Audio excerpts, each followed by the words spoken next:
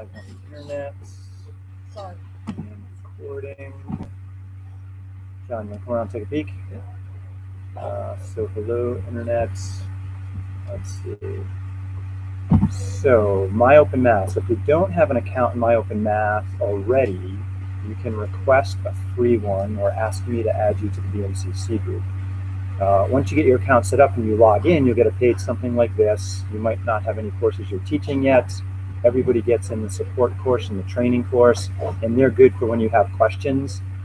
Generally, any question I had, there was already an answer in there, and I just searched for it. And if I wanted to learn more about building courses, I went into the training course. Otherwise, my recommendation is if you don't like something about the course you have, just email me and I can fix it. So I'm going to add a new course here, and then I'm going to assign it over to another teacher. So I'm going to add a new course from the admin panel, and I'm going to give it a name. So how about MTH111 at Kaya? Spell that right. And I don't use an enrollment key. An enrollment key is if you want to limit access to the class, so only people that know the enrollment key can register for it. The only thing that can happen there is you give students your course ID number, and if somebody accidentally types the wrong ID number, it ends up being yours. You get straggler students in there, but you can always kick them out. But I leave it open. I want it available to students. Start and end times are kind of irrelevant. They have to do when things show up on the screen on a particular day and something is set to show up. No enrollment key. Everybody can send and receive. I like calendar and forum. I use late passes. I'll explain those in just a minute. I'm going to put in empty. I'm going to start with a blank course because I'm going to copy an existing course. So then I submit, and it says my course number is 8475. So then I would give students, go to MyOpenMath, make an account, enroll in course 8475, and that'll get them into my course. Now right now all I have is a blank course.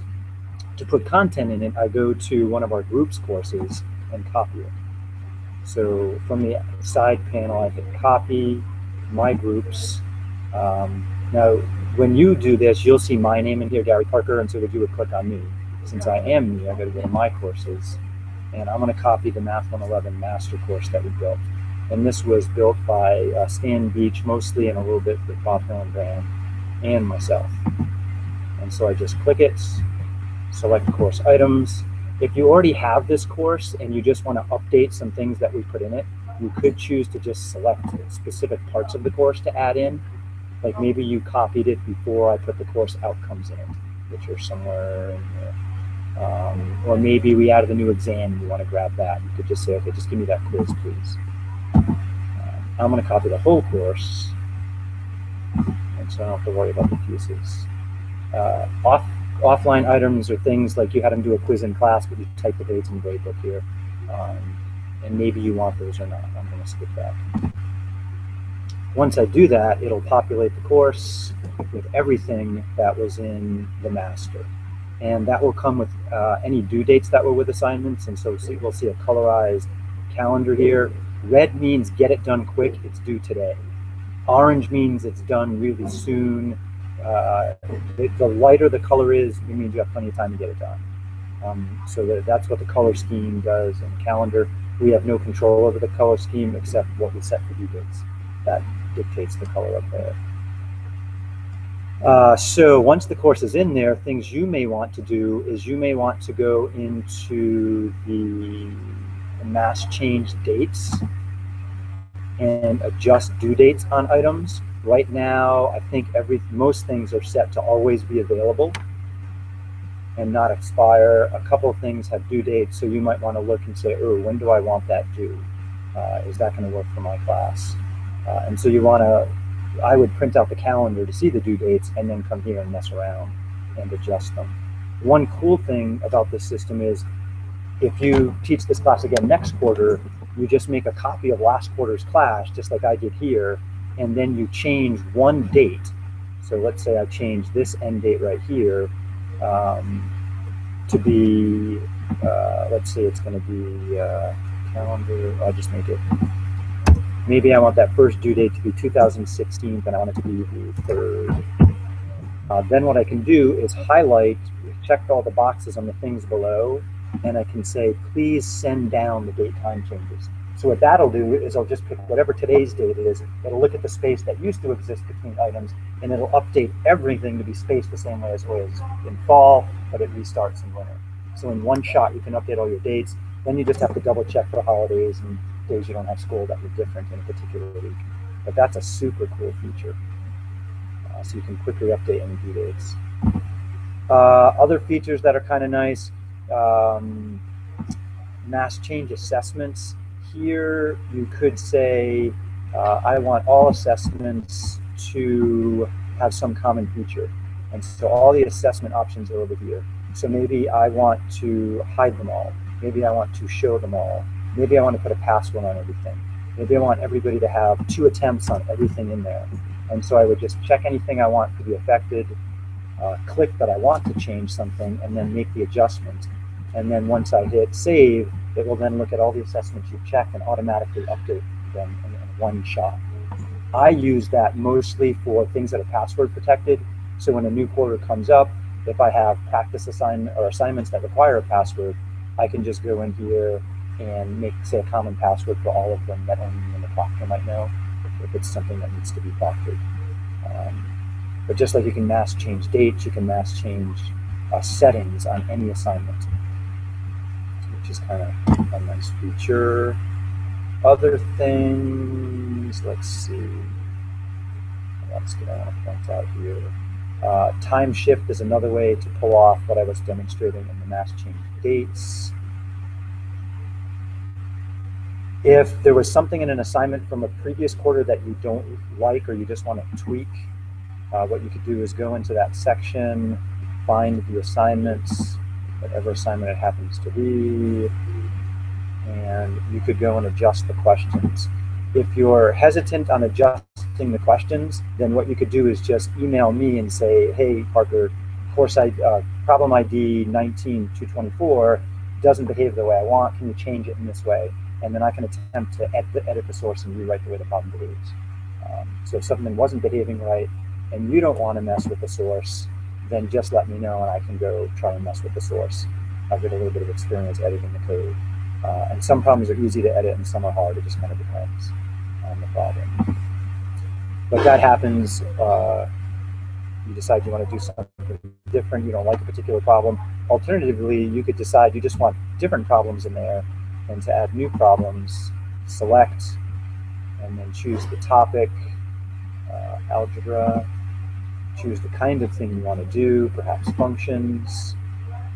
Maybe I want to do something about evaluating functions. This all leads you into some big bank? This leads you into a huge text bank, yeah. Once you choose the library you want, you then search that library to pull up those problems. And then it'll bring up all related problems. And you could either look for a description you like, or just hit preview in the beginning and just start clicking next till you find something you're looking for. Once you find something you like, you just mark it for use, leave that, come back here and say add using defaults, and then it will populate whatever you picked into the problem set. Again, if it's something you like but only sort of, either try to edit the source on your own or just send me the ID and I can mess with the source to make it do anything you want, pretty much, within the limits of the system. And they've already done that for all the lessons. I mean, it's like the base stuff, so it's not like you have to go and search for it. Yeah, so each lesson has like about 20. Yeah, there's a bunch of problems in every lesson. This lesson has a short one because this lesson is all about, we set up this particular course for students to say, yes, I watched the video lesson, or no, I did not. And if they didn't say yes, that means they didn't, and they get penalized for that. So they have to take accountability for doing any follow-up lessons that we have videos for. Yeah, so then they say, well, okay, they can lie, but you know, that's life. You know, I'm sure that's going to show up on your test grade. Some other things that I like in the system, some courses we have forums set in. We have forums in this one. This one doesn't have unit forums. You can create a forum to go with any particular unit, and then in the settings for that assignment, you can say link question to forum, And I'll do a recording later about that. I don't want to go over too many picky details. And what happens if the student's working on their homework and they get stuck, rather than just write it down, I'm stuck, they could post that problem to the forum and say, I couldn't do part B, here's what I tried. And other students could respond, or you could respond later. And I found that was a pretty good community learning experience. So in like my stats class, I used that a lot. And I give the students 48 hours to answer each other before I intervene. And I found it to be very useful. And then if a student gives a good, useful response, I'll give them a bonus for it. And so that's been useful. So if you want help putting forms in, let me know. I can create a how-to video on that. Do you guys, at UNCC, are you guys using a course management general system like Blackboard or Canvas? Yeah, we have a course management system from Pearson Education that totally sucks. And so in math, we use this instead now, because this is a course management system. But it's not connected to. But it is not connected to that one. Registration or anything like that. Right. This is not. Yeah. So I can dump students. I can do a mass registration of students in here, or students can go in with the number I give them. So that can work either way. This has a great. We do outcomes assessment regularly at the college, and our system for it is totally tedious and ridiculous. If it takes you 2 hours to grade your tests, it takes 2 to 3 hours to input the assessment data after, which is nonsense. In this system right here, we've already connected certain assignments to the outcomes. And so I have my outcomes listed in the manager. I can view a map to see which assignments. It looks like this is not finished. Let's see, which course have I finished it in? Go back a step. 95 math, so I did finish it. Outcomes. So if I go view the outcomes map, I can see all the assignments it's connected in. And the nice thing there is once students do their work, it automatically appears in the outcomes report. Now this is the master, so there's no students in it. And so now I'm done. Here's the outcomes report. Click download, I'm done. So now it's a no mess system. Which is going to be a lot better for us. And then it's up to our administration to import it into their system, which they can do. They can import a mass set of results for the departmental outcomes. You can see why for teachers that were interested in trying to get into this really have to have pretty serious training. System, don't you think? Well, the thing I think it's just time to Well, play with it. Yeah, it's time to play with it. And that's what I'm feeling like right now, because obviously I have this. But if you had directed yeah, play, so I spent the last some workshops. I spent the last 6 Yeah, months almost full time really getting to know the system, Yeah, how to edit the problems, how to use certain aspects. But then the thing is, now I'm an administrator for it, right. and so I just give a prepackaged course to somebody, and it's ready to go. And then the teacher really doesn't have much more of a learning curve on using it than the student does, but there is still a learning curve, definitely. Yeah, no doubt about it. I thought it went fairly quick for what I mean. I'm not using it as depth, like for example, the video question or the video question method to do this. I told my students it's like about 40. It looked like about 40 minutes worth of video. It depends on the lesson. Depending on the lesson and stuff, but with my high school, it's like, hey, if you need it, use it. I'm not going to grade it and stuff. So there's like zeros in the grade book for those things and stuff. But as far as just using it as practice problems, you can legitimately get into it fairly quick. You just have to readjust my lesson to the practice set you're getting at that time, which would you do the same thing if you got a new book and you're like, hey, what's the problem set? Okay, this is what I'm going to go with. Yeah. So if you're just using it as a practice problems set, then directly and that, as quickly as we've got a bunch of part-time teachers that teach at night in other campuses, and they don't have the time to learn how to use this. They don't get paid to learn how to use it. And so for them, we're just setting up these courses. They just give the students the numbers, and the students can use it for practice, but it's not a required part of the course. Tyler mentioned that part of the course he doesn't use. If there's ever a situation like that, you could let me or Stan know, and we could just go in and easily remove that with just a click of a few buttons. Whereas it might take you a little while to figure out how to get all that out. Yeah, just let us know. Like, I want all the video lesson links out. And we can just hit a few buttons. I left them in there in case a kid. I mean, I think we could disconnect them from the grade book. The grade book, yeah. And I mean, that's not a huge deal either. Because I mean, I just kind of scroll over until I get to the practice assignments I do like. Yeah, and then the one I'm putting in at the moment, I just hit isolate. Right. Just quickly Just put grab it. in the words. Okay. Yeah, That's so not that works too.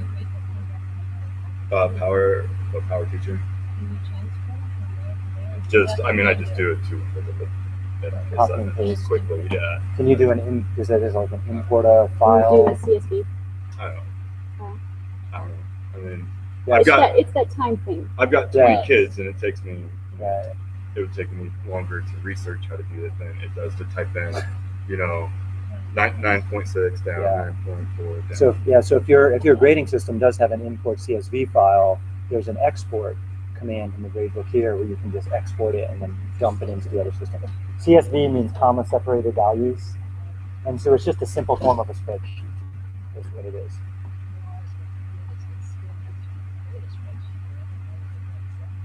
Yeah, so it depends on the system,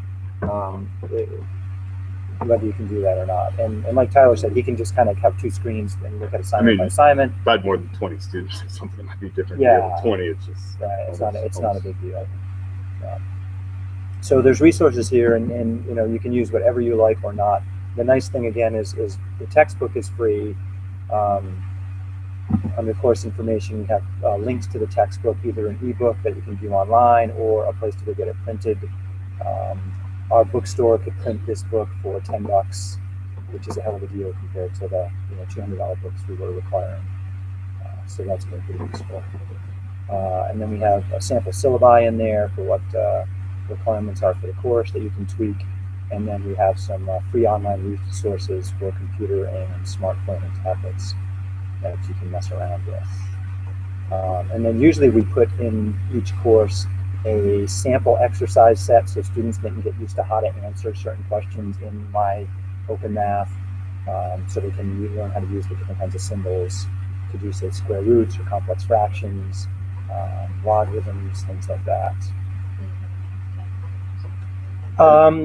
It does have a math type in the forum, but when you're typing in the box, there's a tick box that pops up that says, if you need to type the sign, just type SIN parentheses and so on. Or This thing needs to connect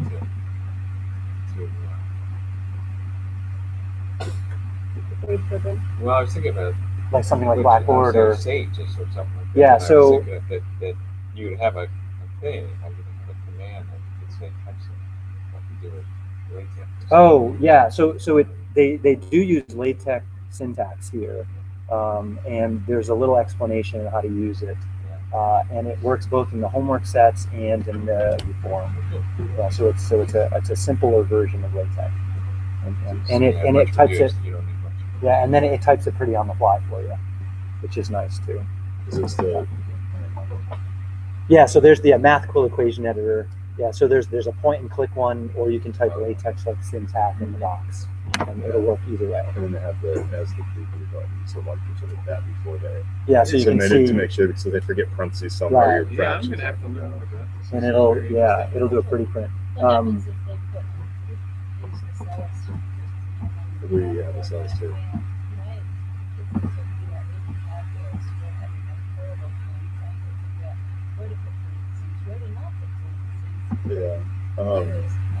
Yeah. So the comparison between those two, like the cells seems much more rigid, and this is it seems like it's better. And the other thing that's better about this is it gives you the way it's set up right now gives you 2 attempts per problem.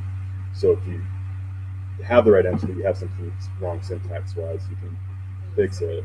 And then the other thing that's nice is after you try it twice, you can hit give me another problem like this, because each problem has 3 inputs apart, so they can get another problem. And like I was telling Gary earlier, that my kids, I feel like, have gotten certain topics or certain ideas quicker that way, just from failing a few times. Like for example, interval notation, with using unions and stuff like that.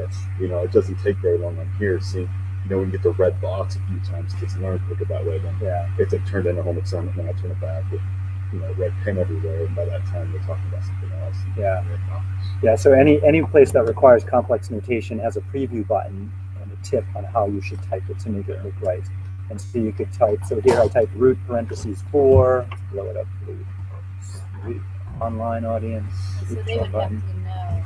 And so it says to type 50 cube root of x squared, you would type 50 times root, parentheses 3, parentheses x squared. And so, and then you could go and try something and hit preview to see if it comes out the way you would write it on paper. If not, you can tweak it. You know, like students might put a +1 out here. I hit preview and I can see, oops, the +1 was supposed to be inside the parentheses. Before I submit it, I can go back, tweak it, preview again. Ah, that's the way I want it. And then I can submit it. So that's a nice feature. And even in the forum section, there's a really nice system for typing pretty rapid, which is pretty similar. The textbook, does it cover all the topics that you require? And more, yes. And so I think we picked, they have multiple versions of the book, one that's just the pre-calculus without the trig, one pre-calculus with the trig. And so I think in the 111 class, we're using the one that is pre-calculus without trig. In the 112 class, we're using the version that's pre-calculus with trig. And then in the 112, Bob decided he liked one author better, except for 2 chapters. And so he mixed and matched the text in that place. And so it's pretty seamless. You don't even know it's 2 different books. Somebody might notice the formatting is slightly different on the print pages, but it's which is the nice thing about this system. You can easily mix and match stuff you like, and build your own stuff in, which is nice too. It depends on the problem. So for example, in trigonometry, I would have a whole bunch of things I would have them do in here for immediate feedback, but graphing in any online system sucks. And so then I say, I want to see a graph of this particular sign, or this particular cosine. I want to see it on paper. That you've got to turn in. And it may be that they're just going to look at one of the problems. Oh, thank you. And maybe they're just going to look at one of the problems here, put their answer in here. Like here, they'll have some sine and cosine problems that say, which is the correct graph for the sine of 2 pi x plus 1. And they pick from 4 options, but they'll have to also do a nice sketch of it by hand labeled properly and format it, perhaps. So it depends on really different ways to go about that. But for any algebra class, whether it's algebra 2, intermediate algebra, or College Algebra or trig, there's some stuff where we want to see that written out. So we'll either do daily quizzes to see the written work, or a selection of the homework has to be handwritten and turned in.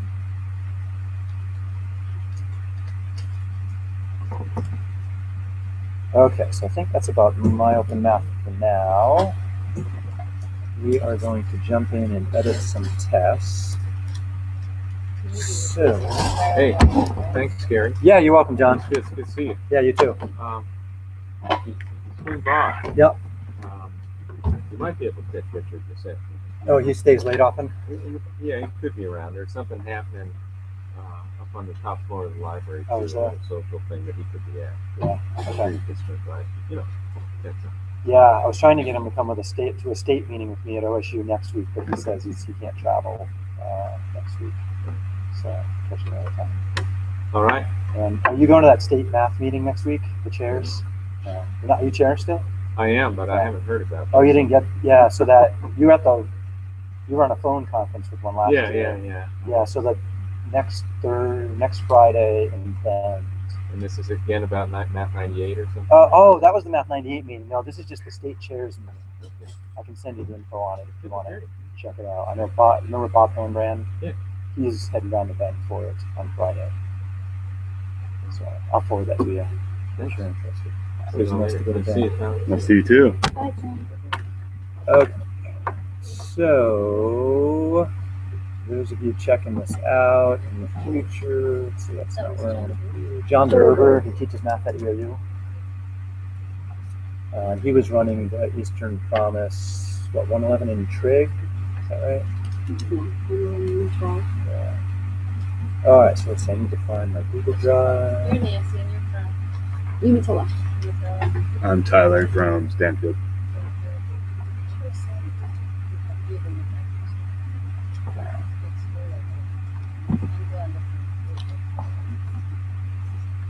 I heard you guys are having fun with the new curriculum. Grievance, is that what I heard?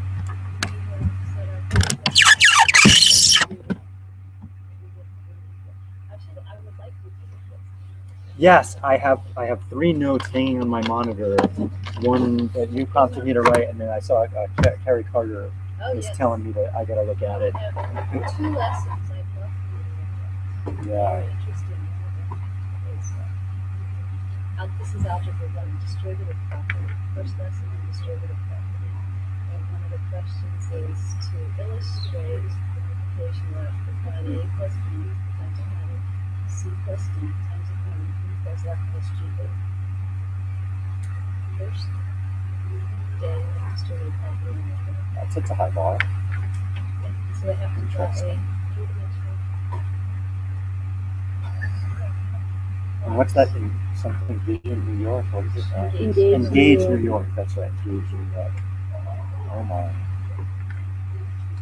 Isn't that amazing? Yeah, It that is definitely unreal. has high rigor, Well, they're supposed to already know, I guess, how to do distributive property, but they didn't coming in. it was written as if everything that they were supposed to have learned prior, they had completely mastered and had 100% retention. Yeah. Which we all know that doesn't happen. That is not reality. I don't know. Oh, and Yeah. the last page of it, it finally says what the distributive property is on the very last page of the lesson. Oh my. It's interesting. So, I don't know whether I keep hearing rumors that we might be getting rid of it. But Oh it's, good.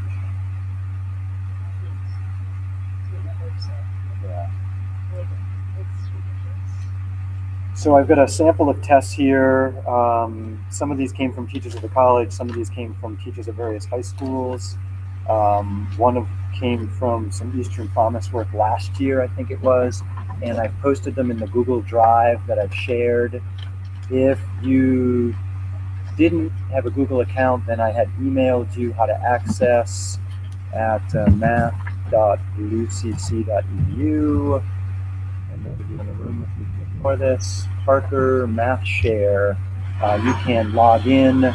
I sent you a username and password, and so here's, without a Google Drive, you can come in here, and all those same tests are available here too.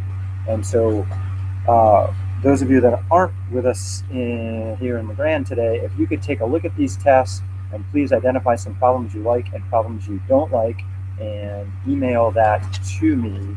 I'll send out a mass email that you can reply to. So then we can start narrowing down the problems that are going to be on our shared final.